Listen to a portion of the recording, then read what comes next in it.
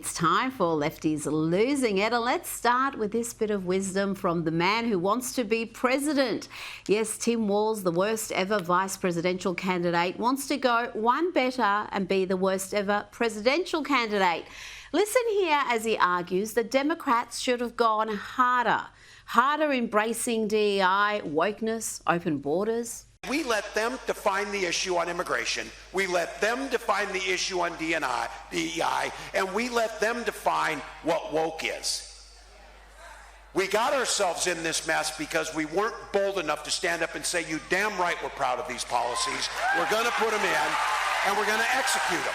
Republicans everywhere should be praying that the Democrats listen to him, because they will never, ever win the White House again if they double down on that idiocy. Now, talking about doubling down on idiocy and lunacy, time to check in with the ladies of The View. And here, Joy Behar claims that no sitting president has ever criticised his predecessor before Donald Trump.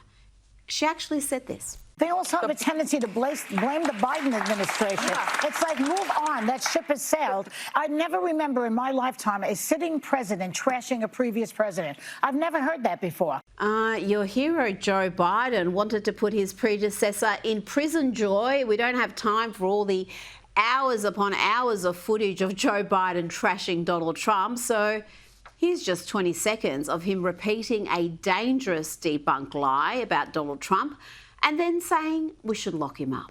When the president was asked what he thought had happened, Donald Trump said, and I quote, "There are very fine people on both sides. My God." That's what he said. Bizarre. It sounds like if I said this 5 years ago, you'd lock me up. We got to lock him up.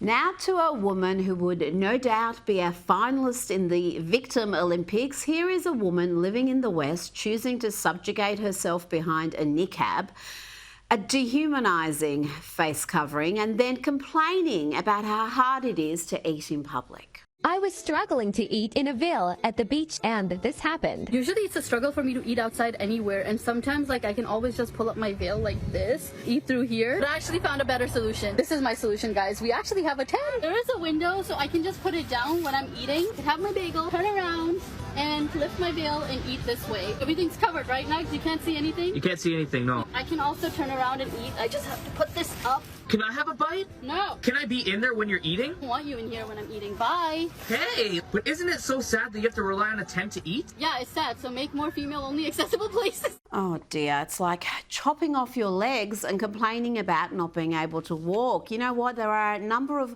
Muslim-majority countries, more than 50 in fact, where you can have all sorts of women-only areas, and those countries are also full of millions of oppressed women, many of whom would love to be free of the veil, to be free in the West. Perhaps you can swap places with one of them.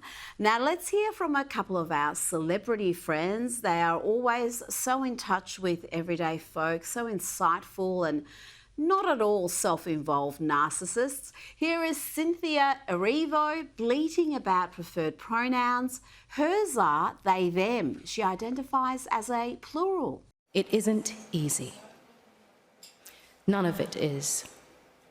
Waking up and choosing to be yourself, proclaiming a space belongs to you when you don't feel welcomed, teaching people on a daily basis how to address you, and dealing with the frustration of reteaching people a word that has been in the human vocabulary since the dawn of time. They, them. Words used to describe pedantically two or more people, poetically a person who is simply more. Oh, so if you don't want to deliberately mangle the English language to pander to the likes of her, then you're being pedantic. Don't you know she's more, she's so much more. You know what? This next gal argued the they, them message so much better. They, them, energy! They, them, energy!